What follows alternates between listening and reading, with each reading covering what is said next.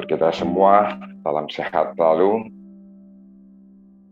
Kita masih dalam suasana Natal, jadi izinkanlah saya mengucapkan selamat Natal bagi Bapak Ibu Saudara.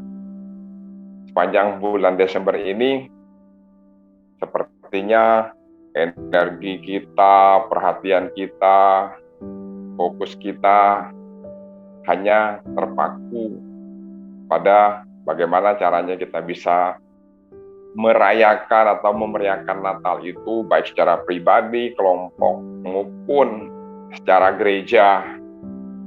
Begitu banyak persiapan, bahkan waktu, tenaga, pikiran, ide, gagasan, dan sebagainya. Bahkan tidak ketinggalan anggaran yang lumayan kita siapkan untuk mendapatkan hasil dalam perayaan Natal. Sering kita selalu mengimpikan bahwa perayaan Natal itu kita berharap dalam sebuah perayaan atau event itu banyak yang hadir, banyak yang bisa datang, orang yang kita undang. Itu kan harapan kita dalam siap mengadakan sebuah perayaan.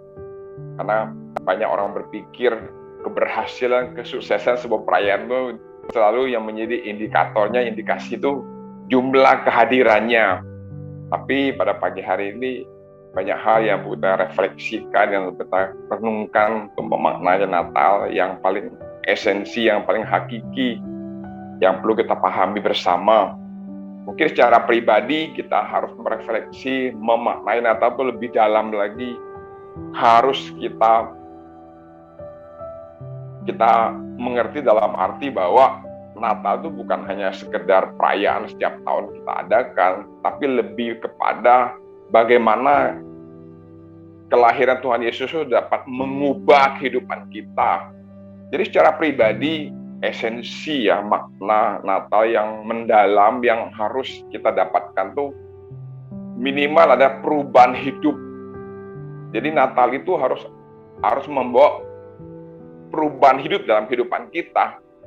Kalau kita menjalankan, merayakan Natal secara pribadi setiap tahun, kalau nggak ada perubahan hidup, saya pikir kita keliru, ada miss di situ.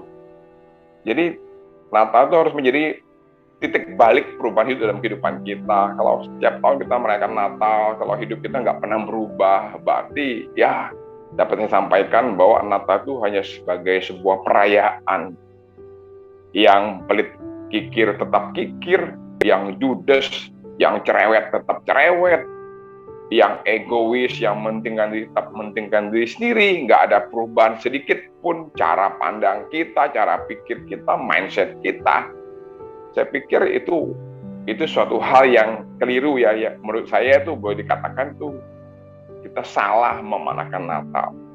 Mungkin secara kelompok atau gereja, keberhasilan sebuah perayaan Natal itu bukan hanya jumlah kehadirannya, tapi ada pekerjaan rumah, PR yang harus menjadi tanggung jawab kita bersama. Bukan tanggung jawab Pak Suito, Pak Suryanta, Pak Roni, atau Pak Daud. Enggak, itu tanggung jawab kita sebagai jemaat Tuhan. Kita harus memfollow up mereka. Kita tahu siap perayaan Natal itu semua jemaat yang hadir itu ditantang. Mereka ditantang. Ada altar call untuk menantang mereka menerima Tuhan sebagai juru selamat dalam kehidupan pribadi mereka. Itu kan perlu di follow up. Enggak hanya berlalu begitu saja. Jadi pengorbanan yang kita udah keluarkan begitu besar. Kalau kita abaikan, itu juga suatu hal yang keliru. Berarti perayaan Natal itu bukan lagi mempersembahkan sesuatu kepada Tuhan, tapi lebih lagi menyenangkan diri kita sendiri, memuaskan kita sendiri. Itu juga suatu hal yang keliru. Jadi perlu kita follow up, minimal 5% lah. 5% atau 10% jemaat yang baru itu kan bisa buka hati, menerima Tuhan sebagai Tuhan secara pribadi dalam kehidupan mereka. Itu keberhasilan, kesuksesan dalam sebuah perayaan Natal, bahwa kita mempersembahkan sesuatu yang real, yaitu jiwa-jiwa kepada Tuhan, bukan hanya sekedar kemeriahan, euforia, yang punya hanya sekedar hiruk pikuk hingar-bingar. Jadi saya pikir kita harus memaknai Natal lebih dalam lagi. Kalau kita bicara Natal, banyak tokoh-tokoh yang terlibat di dalam cerita Natal, banyak tokoh-tokoh yang terlibat di dalam seputar Natal.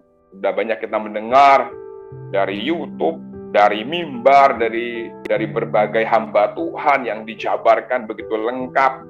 Kalau minggu yang lalu di gereja kami di Kedoya, Pak Suryanta sudah menyampaikan begitu lengkapnya tokoh-tokoh dalam seputar cerita Natal. Maria, Yusuf, Tuhan Bapa sendiri, dan sering kita mendengar juga orang Majus dan lain sebagainya. Tapi pagi hari ini saya akan mencoba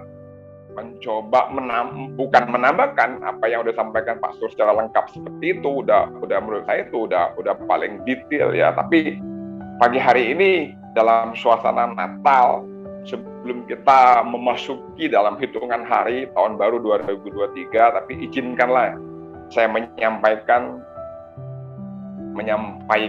pesan Natal minimal pagi hari ini. Pesan ini bisa menjadi istilahnya perenungan lah, pencerahan bagi kita semua. Saya mau membacakan beberapa ayat yang saya kutip dari Lukas 1 ya.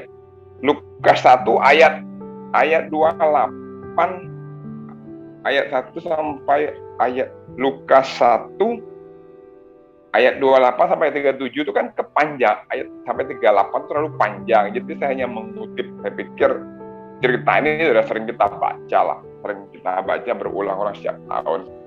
Jadi saya cuma mengutip 1-2 ayat saja. Jadi pagi hari ini sekali lagi saya mau tekankan ya, yang saya mau sampaikan dalam makna Natal yang mendalam, yang harus kita hidupi dalam kehidupan kita sehari-hari. Jadi Natal itu bukannya setahun sekali, sebenarnya Natal itu setiap hari ada itu perubahan hidup dalam kehidupan kita. Itu Natal itu bukan setiap tahun, tapi setiap hari itu menjadi catatan buat kita ya. Jadi makna Natal secara mendalam yang saya mau bagikan bagi kita ada 2 hal, yaitu pesan yang mau disampaikan dari cerita Natal tersebut ya. Pagi hari ini saya akan mencoba merefleksikan tokoh Natalis kita, yaitu Maria ya. Jadi pesan ini disampaikan dari tokoh sentral dari Natal sendiri, yaitu Maria. Pesan yang pertama yang kita bisa belajar dari Maria yaitu Natal adalah sebuah pengorbanan.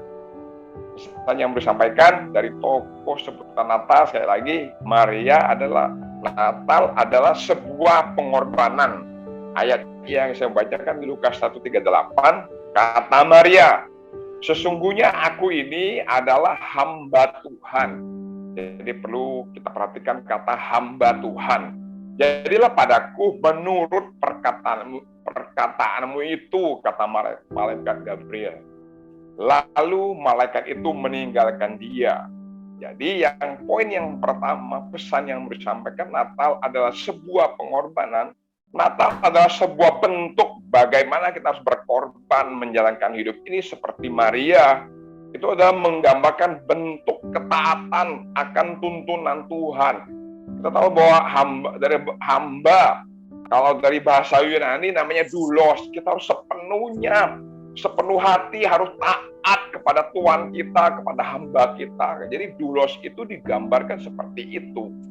Doulos itu juga sering gambar seperti budak. Kalau budak itu kita nggak punya hak sedikit pun kepada Tuhan kita atau kepada majikan kita. Itu bicara soal doulos ya. Jadi untuk sampai kepada perkataan ini, hamba Tuhan yang seperti dialami oleh Maria, dibutuhkan sebuah proses pemikiran dan perasaan yang tidak ringan. Karena kita tahu dari cerita ini, nggak perlu saya jabarkan secara lengkap, kita tahu bahwa Natal itu adalah sebuah pengorbanan. Karena Maria pada waktu itu kan dia masih bertunangan. Kalau kedapatan dia tuh hamil, itu dia tuh akan dikucilkan, dia akan dikeluarkan dari kampung di mana dia tinggal. Itu secara moral ya, itu tuh mempertaruhkan harga dirinya, betapa malunya seperti itu.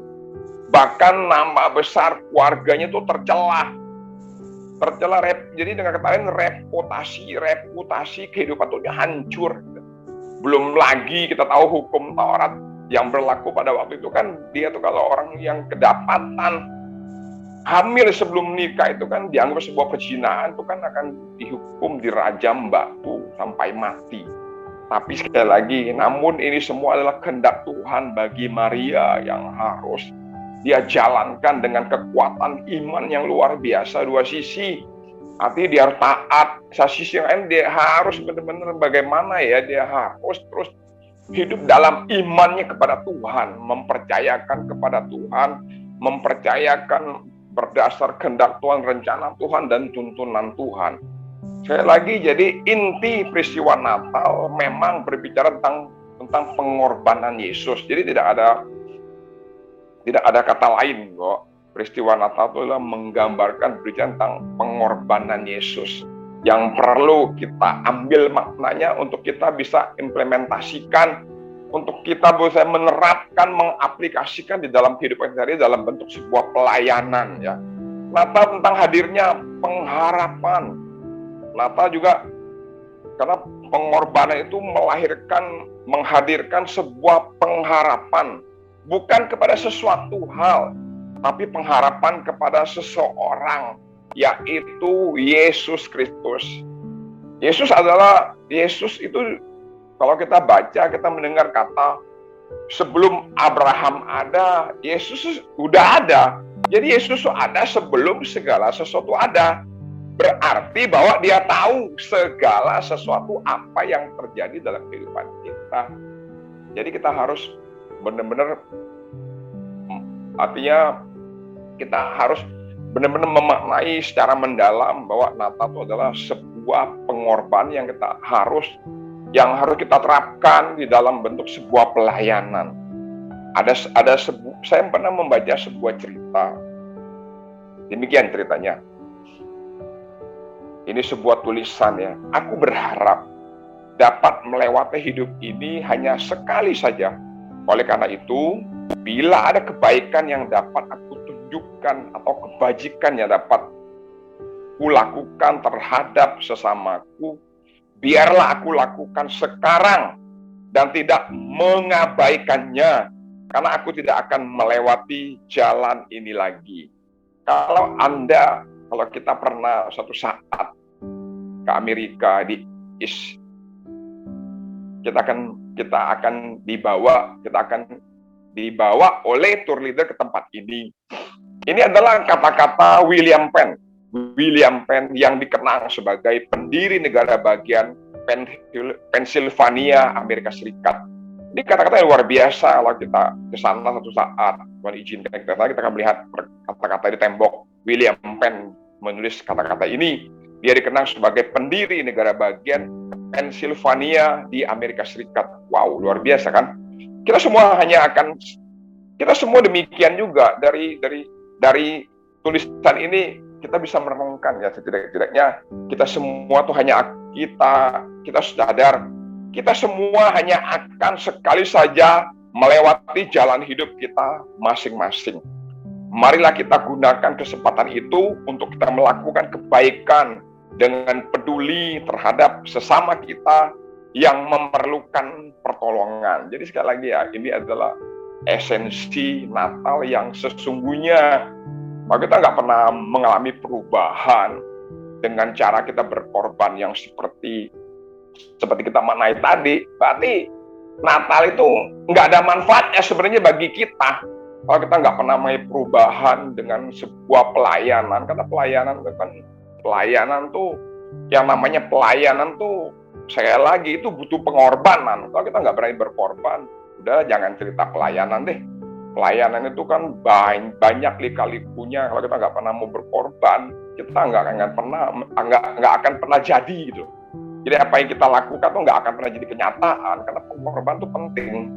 Apalagi banyak orang tuh melayani itu bukan berpusat kepada Tuhan, kalau berpusat pada dirinya sendiri, sebentar aja dia akan gugur, sebentar aja dia akan kecewa dan meninggalkan Tuhan. Bagaimana kalau bentuk pelayanan itu pasti kan kita dikritik, banyak orang yang nggak suka. Kalau kita mendengar kata orang bukan kata Tuhan, ya kita akan meninggalkan pelayanan itu. Jadi pelayanan itu apapun kata orang, apapun respon orang, jangan pernah berhenti untuk kita berbuat baik. Karena fokus kita bukan kepada manusia, fokus kita kepada Tuhan. Jadi apa kata Tuhan dong, bukan apa kata orang. Karena pengorbanan kita bukan kepada manusia, tapi kepada Tuhan. Cuman implementasi kepada manusia, kita mengasihi Tuhan dan juga mengasihi sama itu kan mutlak. Jadi sekali lagi bahwa kita jangan apatis, jangan hanya sebatas bersimpati kepada orang lain. Kalau hanya simpati nggak berbuat sesuatu, kita tuh ya sepertinya teori aja. Itu hanya cerita. Jadi kita itu namanya orang panas dalam gitu. Nggak hanya bersimpati, kasihan, tapi nggak berbuat sesuatu tuh.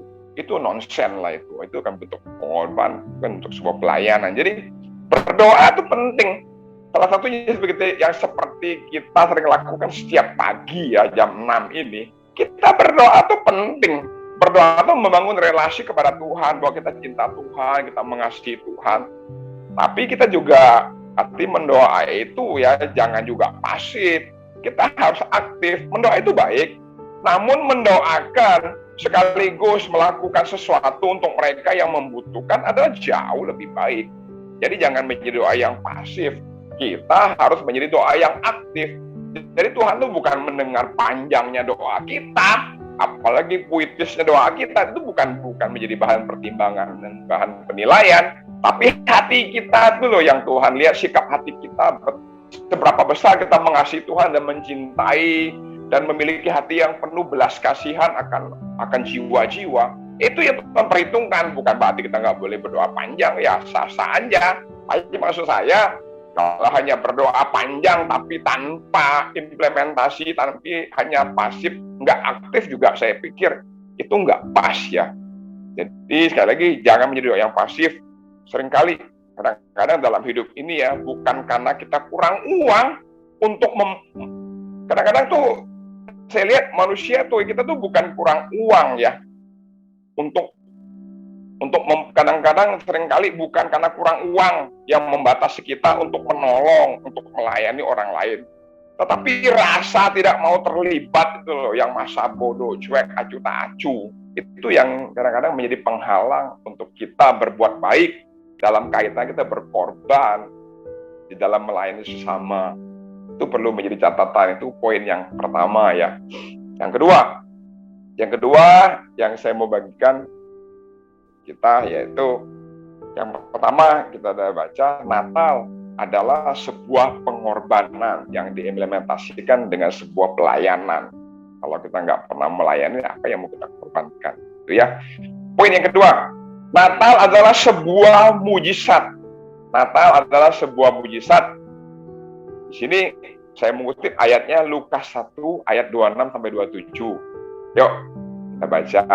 Dalam bulan yang ke-6, Allah menyuruh malaikat Gabriel pergi ke sebuah kota di Galilea bernama Nazaret kepada seorang perawan. Kita lihat kata perawan. Kita perhatikan kata perawan yang bertunangan dengan seorang perawan yang bertunangan dengan seorang bernama Yusuf dari keluarga Daud. Nama perawan itu Maria. Ini nggak perlu saya jabarkan lah, semua kita paham. Nggak mungkin orang tuh perawan bisa melahirkan, kan itu sebuah kemustahilan kan. Nggak mungkin, itu juga sebuah make sense, nggak mungkin seperti itu. Apalagi orang nggak pernah bersetubuh secara biologis bisa melahirkan, tuh nggak mungkin. Itu secara medis nggak mungkin terjadi. Jadi inilah karena kehendak Tuhan terjadi atas Maria, karena Maria mendapat kasih karunia Tuhan. Ini semua dikerjakan oleh Roh Kudus. Jadi ini Natal tuh menggambarkan adalah sebuah mujizat. Natal tuh menggambarkan sebuah kemustahilan gitu. Dengan kata lain, di dalam kehidupan ini tidak ada yang tidak mungkin. Di dalam kehidupan ini tidak ada yang mustahil di dalam Tuhan. Kalau Tuhan menghendaki, yang penting kita hidup dalam tuntunan Tuhan. Karena kita tahu siap kita tuh punya rencana, punya kehendak, istilahnya punya apa ya, rencana yang besar yang Tuhan nyatakan bagi setiap kehidupan kita. Jadi seluruh hidup Yesus, dia lahir dari seorang perawan. Jadi Yesus itu lahir dari seorang perawan, itu menggambarkan sebuah mujizat kemustahilan. Seluruh kehidupan Yesus ya, paling tidak selama 3,5 tahun pelayanannya diwarnai dengan mujizat. Mujizat itu bagaimana kita bisa menjelaskan mujizat 2 ikan dan 5 roti, atau kita bisa mengenyangkan 5.000 orang. Itu laki-laki, belum perempuan. Bagaimana kita bisa menjelaskan mujizat air menjadi air anggur pada waktu Yesus membuat mujizat di Kana, ada sebuah perkawinan di Kana. Bagaimana juga kita bisa menjelaskan air ribut di Danau Galilea bisa teduh oleh karena diam, sebuah perintah yang luar biasa. Itu nggak bisa dijelaskan secara ilmiah. Dan bagaimana menjelaskannya secara ilmiah, pendarahan perempuan 12 tahun. Pendarahan 12 tahun itu secara medis itu udah nggak ada yang bisa dikerjakan, itu udah hopeless lah, artinya udah selesai, bahwa itu kalau pendarahan 12 tahun digambarkan pada itu udah cancer, udah tahap terminal. Udah tahap terminal, udah nggak ada lagi jalan lain, hanya nunggu kematian. Tapi bisa menjelaskan bahwa perempuan yang ngambil hal seperti itu tapi bisa mengalami kesembuhan. Itu kan nggak bisa kita pikirkan, gambarkan secara nalar kita, secara logika kita nggak bisa kita menjelaskan hal seperti itu. Bagaimana Lazarus dibangkitkan udah 4 hari membusuk, itu kan nggak bisa dijelaskan, dan lain sebagainya. Jadi menggambarkan bahwa hidup ini adalah sebuah mujizat ya. Jadi apapun yang kita alami saat sekarang ini, baik masalah keuangan yang sampai hari ini tangga kita nggak bisa menyelesaikannya karena dampak COVID kemarin, mungkin sakit penyakit yang kita alami sampai hari ini nggak pernah kunjung selesai. Padahal kita udah berdoa, udah berpuasa, banyak hal yang bisa kita lakukan, tapi pada akhirnya kadang-kadang masa-masa penantian membuat kita jemu, bosan, menimbulkan ketidaksabaran, karena natur manusia itu kan pada dasarnya semua nggak sabar. Contoh kita melihat kalau sebuah kemacetan, orang tuh udah nggak kenal lagi mana lampu hijau, mana lampu kuning, mana lampu merah, semua disikat seperti buta warna gitu. Itu menggambarkan bahwa semua orang tuh kepinginnya cepat gitu. Tapi cepatnya kalau salah alamat, kalau alamatnya nggak tepat kan keliru juga. Nanti malah bukan masuk surga, malah masuk neraka karena kecepatan gitu yang nggak bisa dikendalikan, sampai malaikat aja ditinggal gitu kan, padahal malaikat itu melindungi kita. Di dalam hidup ini hal-hal seperti itulah, kadang natur manusia tuh ya, masa penantian membuat kita kadang-kadang nggak sabar, bosan, membuat kita tuh akhirnya menggagalkan sendiri apa yang menjadi rencana Tuhan buat kehidupan kita. Itu sebenarnya bukan Tuhan sih yang menggagalkan, kita sendiri yang menggagalkan karena ketidaksabaran kita. Kalau Bapak Ibu senang, atau saya pikir anak muda lah lebih senang, kita melihat di sebuah YouTube. Saya sering melihat YouTube, tentunya hal-hal yang menginspirasi ya, bisa dijadikan bahan khotbah atau bahan renungan. Kalau kita melihat di YouTube, kita buka di suatu acara namanya royalty show, yaitu America Got Talent. America Got Talent musim atau season ke-11. Itu kita akan melihat seorang anak yang berumur 12 tahun. Anaknya lucu, imut, dan menarik menurut saya ya. Namanya Grace Van der Waal. Nanti kalau Bapak Ibu pulang, bukalah YouTube, kita bukalah America Got Talent season ke-11 tahun 2016. Kita akan menemukan seorang anak kecil berumur 12 tahun membawa ukulele. Kalau dia nyanyi selalu dia bawa ukulele. Namanya Grace Van der Waal. Grace Van der Waal. Pada waktu itu dia datang pada audisi.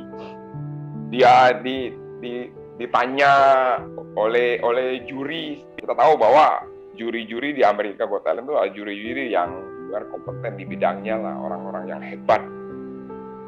Salah satu juri Simon Cowell, semua kita tahu lah Simon Cowell itu pedas sekali ya. Dia punya masukan, dia tuh kalau memberi sebuah masukan tuh masukannya pedas sekali. Pada satu ketika dia berkonsultasi dengan berbicaralah dengan juri-juri yang lain tentang anak ini. Dia bertanya kepada anak ini, kepada Grace. Dia bertanya kepada Grace, apa yang kamu harapkan dalam mengikuti audisi ini? Apa kamu yakin akan menang? Tapi sungguh menakjubkan, Grace ini menjawab Simon. Luar biasa jawabannya itu, saya sungguh menginspirasi saya sih. Nggak tahu kalau yang lain. Grace menjawab, maksudku mujizat itu, kata Grace nih, dia jawabnya, maksudku mujizat itu dapat terjadi. Jadi menang itu bukanlah sesuatu yang mustahil, kata Grace. Karena Simon Cowell bertanya kepada dia, kamu yakin kamu bisa menang? Kamu yakin banyak yang bisa kamu buat? Dia menjawab, sekali lagi, maksudku, kata Grace. Dia jawab Simon nih, maksudku mujizat itu dapat terjadi. Jadi, kata Grace, menang itu bukanlah sesuatu yang mustahil. Mungkin dengan kata lain, Simon tuh meremehkan saya ternyata. Mungkin secara implisitnya seperti itu. Meremehkan saya akan buktikan, saya akan jelaskan bahwa saya punya Tuhan. Mujizat itu dapat terjadi. Jadi menang itu bukan satu hal yang mustahil. Yang penting saya harus kerja keras, saya harus memotivasi diri saya. Itu luar biasa kan. Akhirnya juri Howie Mandel itu memberi dia golden buzzer. Itu kan setiap peserta audisi yang mengharapkan itu terjadi atas keikutsertaan mereka. Itu kan luar biasa. Berarti dengan kata lain ya, karena sebuah kemenangan itu bukan satu hal yang mustahil. Bagi itu punya tekad, punya kemauan. Jadi pagi hari ini mungkin dengar saya, artinya saya nggak menggurui lah. Apa yang saya bagikan ini kan bukan apa kata saya, apa kata firman. Mungkin kita mengalami yang namanya sakit seperti Pak Usen alami. Sering saya mengunjungi orang sakit, saya tahu lah seperti apa rasanya ya. Memang nggak mudah melewati hari-hari hidup ya. Tapi semangatlah, karena kita yakin bahwa Natal itu membawa pengharapan gitu. Natal itu membawa sebuah mujizat. Jadi apapun yang kita alami dalam hidup ini, kita minta kekuatan kepada Tuhan, biar kita bisa bertahan menghadapi masa-masa sulit dalam kehidupan ini. Karena kekuatan itu penting untuk masa-masa sulit. Kalau enggak, kita nggak akan pernah mampu untuk mengalahkannya. Jadi, Pak Husen sekali lagi, dari lubuk hati yang saya pengen dalam, saya terus berdoa kepada Pak Husen, biar Natal ini membawa sebuah artinya pengharapan, membawa sebuah mujizat, bahwa mujizat itu masih ada, karena Yesus masih ada dan hidup untuk selama-lamanya. Kalau Yesus hidup, berarti dalam hidup itu pasti ada pengharapan. Maaf, Bapak Ibu, saya udah mencuri waktu kita semua. Saya tutup dengan sebuah kesaksian hidup pribadi saya. Saya tuh mengenal Tuhan, saya bisa melayani Tuhan sampai hari ini. Sebenarnya saya itu yang mengalami mujizat dalam kehidupan saya. Saya pribadi, saya bukan orang Kristen awalnya. Saya malah benci sebenarnya orang Kristen itu, karena saya selalu perhatikan orang Kristen itu munafik. Apa yang mereka lakukan di gereja itu nggak sesuai dengan apa yang mereka lakukan dalam kehidupan sehari-hari. Saya benci sebenarnya orang Kristen itu. Tapi suatu saat Tuhan izinkan saya nggak punya anak. Saya itu menikah tahun 93, saya punya anak tuh akhirnya tahun 98. Anak saya Jonathan tuh lahir tuh tahun 98. Jadi kurang lebih ya 98 dikurang 93 seperti itu. Jadi saya berdoa, Tuhan, akhirnya saya tuh menyerah karena saya sibuk kerja. Jadi buat saya tuh anak tuh yang nomor sekian. Tapi satu titik kadang-kadang kalau nggak punya anak ya juga suatu miss, ada yang kurang gitu, nggak lengkap dalam hidup. Saya tantang Tuhan, kalau engkau hidup, jawab doa saya bilang. Itu kan masih waktu itu kita ngomong seperti Tuhan lo, seperti apa adanya, polos-polos seperti itu.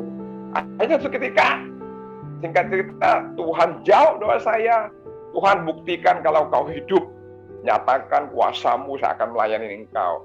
Jadi buah pelayanan saya itu berawal dari sebuah mujizat sebenarnya. Jonathan lahir itu tepat pada waktu Yeni istri saya itu ulang tahun gitu loh. Jadi itu sebuah kado yang istimewa yang pernah terjadi dalam kehidupan saya. Atas dasar itulah saya bisa melayani Tuhan sampai hari ini. Jadi saya bisa berhutang kepada Tuhan. Jadi mungkin itu pesan Natal dapat saya bagikan bagi kita Ibu. Maaf saya mencuri waktu saya lagi. Itu dapat saya sampaikan. Saya kembalikan kepada petugas. Tuhan Yesus memberkati.